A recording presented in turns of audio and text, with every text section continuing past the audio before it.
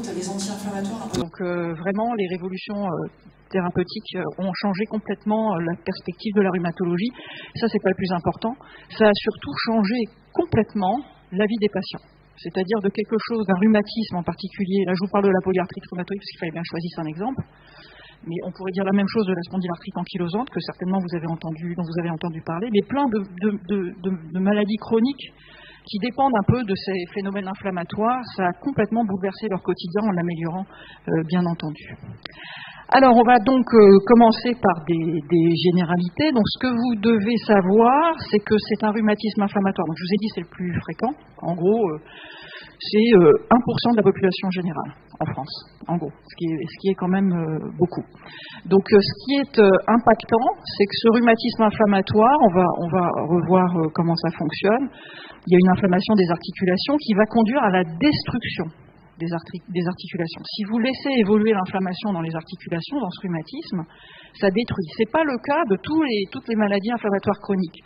Par exemple, si vous prenez une maladie auto-immune dont vous avez peut-être entendu parler, qui s'appelle le lupus, eh bien, il n'y a pas de destruction d'articulation dans cette maladie-là.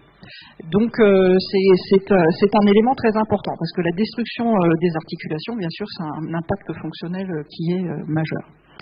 Donc, c'est aussi une maladie qui touche plus des femmes que les hommes. Donc là, sur cette diapositive, je vous ai marqué que c'était 3 femmes pour un homme. Je pense même que dans des cohortes de patients, c'est même 90% des femmes versus seulement 10% d'hommes. Alors le pourquoi, il y a plein de raisons. Les principales sont probablement hormonales et il y en a beaucoup qui ne sont pas encore bien connues. C'est un rhumatisme inflammatoire qui touche, en gros, il y a 2 pics. Il y en a un entre 20 et 40 ans, et puis on peut aussi avoir des formes un peu plus tardives qui démarrent vers 60 ans. Donc, et puis tout est possible. Il y a des polyarthrites rhumatoïdes qui démarrent chez l'enfant, et puis qui peuvent démarrer vraiment très tard. Alors, ça c'est pour vous montrer un peu ce qui se passe dans l'articulation. Ça c'est une articulation, quelle qu'elle soit, ça pourrait être un genou, peu importe. Donc, dans cette articulation, vous avez sur la gauche ce qui est normal et sur la droite ce qui correspond en fait à la polyarthrite rhumatoïde.